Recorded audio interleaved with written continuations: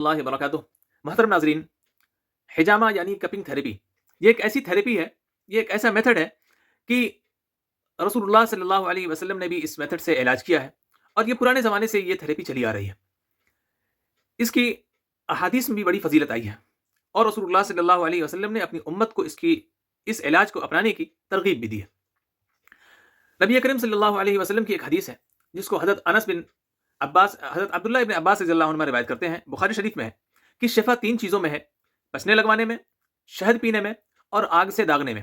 اور آگے رسول اللہ صلی اللہ علیہ وسلم نے اپنی امت کو داغنے میں، آگ سے داغ کے علاج کرنے میں اس سے منع فرمایا ہے۔ اسی طرح ایک دوسری حدیث ہے، یہ بھی بخاری شریف کی ہے، کہ رسول اللہ صلی اللہ علیہ وسلم نے فرمایا کہ جتنے بھی میتھڈ علاج کرنے کے ہیں تمہارے پاس، یہ میں آپ کو حدیث کے مفہوم بتا رہا ہوں، جتنے بھی میتھڈ تمہارے پاس ہیں علاج کرنے کے، اس میں سب سے بہترین میتھڈ حجامہ ہے۔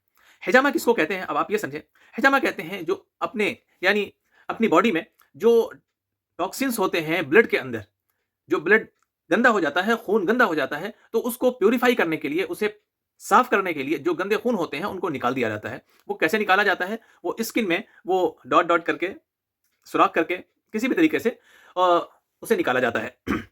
بہرحال اسی طرح ایک دوسری حدیث ہے ترمذی شریف کی، جس میں رسول اللہ صلی اللہ علیہ وسلم نے فرمایا کہ میں جس رات معراج پر لے جایا گیا، فرشتوں کی جماعت سے جب بھی گزرا، انہوں نے یہی کہا: اے محمد، اپنی امت کو حجامہ کا حکم دیجیے۔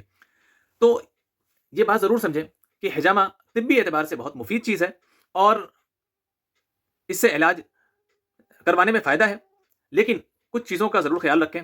یہ کہ جب بھی حجامہ کروائیں تو کسی ماہر حکیم سے کروائیں، اور ایسا جو ماہر فن ہو، اس فن کو جانتا ہو، کافی اس کے پاس تجربے ہوں، ورنہ ہر چیز میں کچھ نقصان ہوتا ہے۔ اگر نقصان ہوگا تو آپ کس چیز سے بزن ہوں گے؟ اس سنت سے بزن ہوں گے۔ اس وجہ سے میری ویڈیو بنانے کا مقصد یہ ہے کہ ایسا نہ ہو کہ آپ اپنی نادانی کی وجہ سے غلطی کر بیٹھیں، نقصان آپ کا ہو، لیکن آپ ذمہ دار کس کو ٹھہرائیں؟ اس سنت کو۔ تو لہٰذا سنت میں جس چیز کی ترغیب دی گئی ہے، اس کا مطلب اس میں 100 نہیں بلکہ 110 نہیں، 1000% اس کے اندر کیا ہے؟ فائدہ ہے۔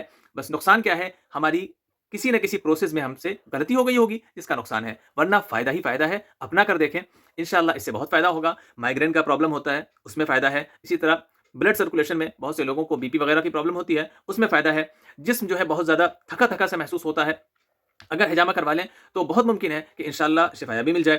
اسی طرح بہت سے ایسے کیس آتے ہیں کہ گھٹنے میں پرابلم ہے، یا کہیں ہڈی میں پرابلم ہے، بہرحال جوائنٹس کی پرابلم ہوتی ہے، تو اگر کوئی ماہر حکیم ہوگا، ماہر فن ہوگا، جو اس فن کو جانتا ہوگا، تو اگر وہ اس سے علاج کرے تو انشاءاللہ ضرور فائدہ ہوگا۔ السلام علیکم ورحمۃ اللہ وبرکاتہ۔